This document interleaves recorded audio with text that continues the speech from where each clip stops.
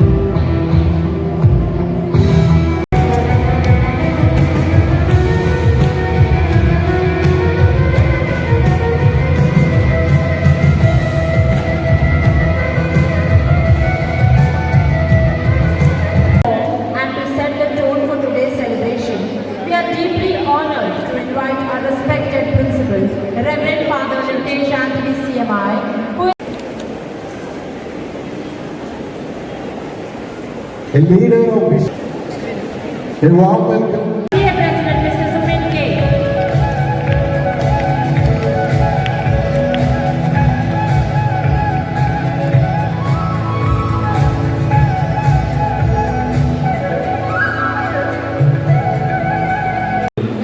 എങ്കിലും ഒന്നും വിട്ടാണ്ട് പോവുക എന്ന് പറയുന്നത് തീരെ ശരിയുമല്ല.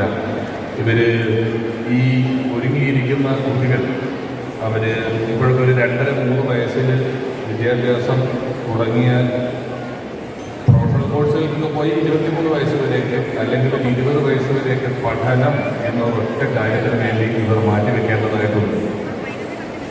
നമ്മുടെ ചെറുപ്പത്തിൽ വരെയൊക്കെ ഇടയ്ക്കൊന്നും കടയിൽ പോകാനെങ്കിലും അച്ഛനമ്മ പറയും, അടുത്തുള്ള കടയിൽ പോയിട്ട് എന്തെങ്കിലും ഒരു സാധനം മേടിച്ചു പോവാം എന്തെങ്കിലും പറയും. ഇപ്പോൾ പൊതുവെ അച്ഛനമ്മമാർ അങ്ങനെ യാതൊന്നും കുട്ടികളോട് ആവശ്യപ്പെടാറില്ല. അവരവരുടെ ജോലി ചെയ്യുക, അവർ പഠിക്കുക എന്നതിനപ്പുറം എന്തെങ്കിലും കാര്യമായി നമ്മൾ കുട്ടികളോട് ആവശ്യപ്പെടുന്നുണ്ട് എന്ന് ഞാൻ വിശ്വസിക്കുന്നില്ല. അത്രമാത്രം അവർ പഠനത്തിൽ ശ്രദ്ധ എത്തിയിരിക്കുന്നു. അതിനുവേണ്ടി നമ്മൾ സമയം മാറ്റിവെക്കുന്നു. അങ്ങനെ ഒരു 10-20 വർഷം ഇവർ പഠനത്തിന് വേണ്ടി മാറ്റിവെച്ച ശേഷം പുറത്തേക്ക് ഇറങ്ങുന്ന ഒരു കുട്ടിയോട് കഴിഞ്ഞ 20 വർഷം സ്കൂളുകളിലും കലാലയങ്ങളിലുമായി നിങ്ങൾ പഠനത്തിന് വേണ്ടി മാറ്റിവെച്ചല്ലോ, ഈ മാറ്റിവെച്ച 20 കൊല്ലത്തിൽ നിന്നും നിങ്ങൾക്ക് ഓർമ്മയുള്ള ഒരു 5 ദിവസം പറയൂ എന്ന് പറഞ്ഞാൽ അതൊരിക്കലും റെഗുലർ ഡേയ്സ് ആയിരിക്കും.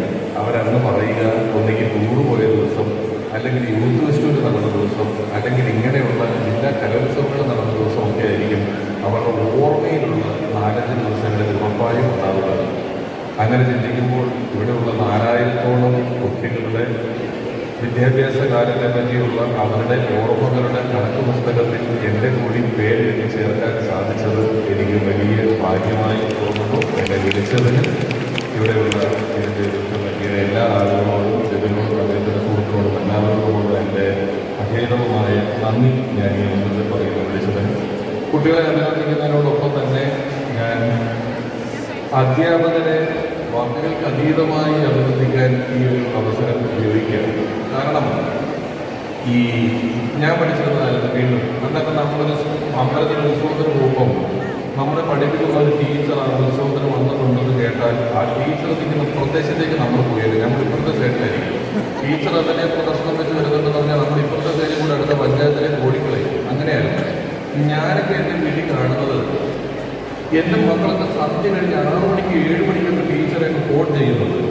അപ്പോൾ സംഗതിയൊക്കെ കൊള്ളാമെങ്കിൽ ഞാൻ ഈ ടീച്ചർമാരുടെ അവസ്ഥ ആലോചിക്കുക. എൻ്റെ മോള് നോക്കുമ്പോഴൊക്കെ ഉള്ളത് എല്ലാ കുട്ടികളുടെ എണ്ണം കുറയുന്നു, സ്കൂളുകളുടെ എണ്ണം കൂടുന്നു. അപ്പോൾ ടീച്ചർമാർക്കൊക്കെ ഉള്ള ഉത്തരവാദിത്വം ഈ വർഷം ഹോമും കൂടെ കഴിഞ്ഞതോടുകൂടി 24/7 വയറുപടി ഇതുപോലെയാണ് ടീച്ചർമാർ ഇരിക്കുന്നത്. എപ്പോൾ തീപിടുത്തം ഉണ്ടായെന്ന് പറഞ്ഞാലും പോണെന്ന് പറഞ്ഞ പോലെ സംശയം തോന്നിയാലൊക്കെ സന്ധ്യയ്ക്കൊക്കെ വീട്ടിൽ ടീച്ചറെ വിളിക്കുകയാണ് പിള്ളേരൊക്കെ. ഇങ്ങനെ പിള്ളേരോടൊപ്പം മുഴുവൻ സമയം മാറ്റിവെക്കേണ്ടുന്ന ഒരു അധ്യാപക സംഘമാണ് ഇപ്പോൾ കുട്ടികളെ പഠിപ്പിച്ചുകൊണ്ടിരിക്കുന്നത്. അവൻ ആ തിരക്കിനിടയിൽ ഇന്ന് ഞാനിവിടെ വന്നപ്പോൾ തുടങ്ങിയ ബാൻഡ് സെറ്റ് തൊട്ട് ഇവിടെ നടന്ന 2 ഡാൻസ് ഉൾപ്പെടെ ഉള്ള ഓരോ പ്രകടനങ്ങളുടെയും ഒരു കോർഡിനേഷൻ, അതിൻ്റെ ഒരു കലാപരമായ മികവ് അവരെ എനിക്ക് മനസ്സിലാവുന്നില്ല. അത്ര ഗംഭീരമായിരുന്നു കുട്ടികളുടെ ഓരോരുത്തരുടെ പ്രകടനം. ഈ കോവിഡിന് മുമ്പ് വരെ ഒരു കൊല്ലം ഒരു 5-6 അവാർഡ് നൈറ്റുകളൊക്കെ ഉണ്ടായിരുന്നു. ഞങ്ങളുടെ അവാർഡ് നൈറ്റിനൊക്കെ വേണ്ടി ഇതുപോലത്തെ വീഡിയോ വാളും ഇതുപോലത്തെ ഓപ്പണിംഗ് ഡാൻസ് പരിപാടികളൊക്കെ നമ്മളൊക്കെ അതിൻ്റെ പുറകെ നിൽക്കുന്നതാണ്. അതൊക്കെ പ്രൊഫഷണൽ ആർട്ടിസ്റ്റുകളാണ്.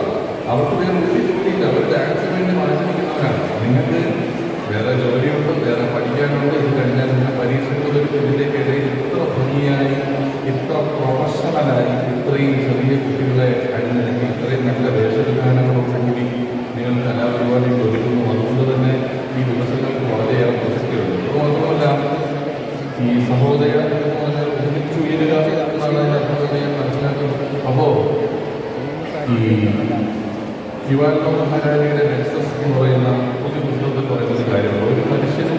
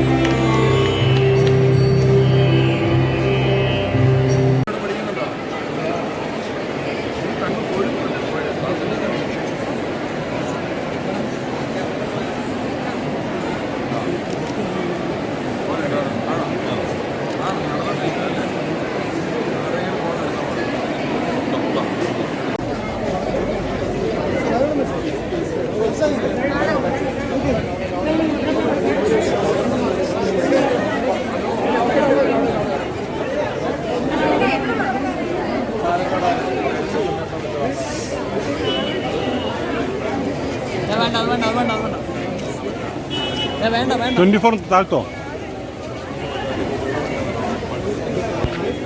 ഇതപ്പാ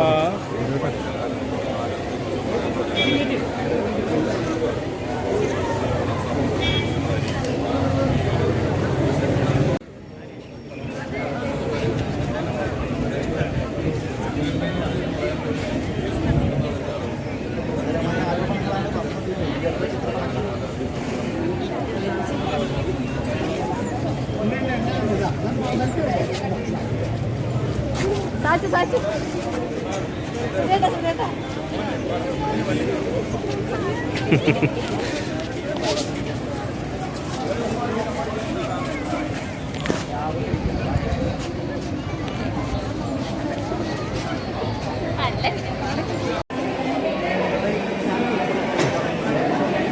ഇതല്ലേ എവിടേക്ക്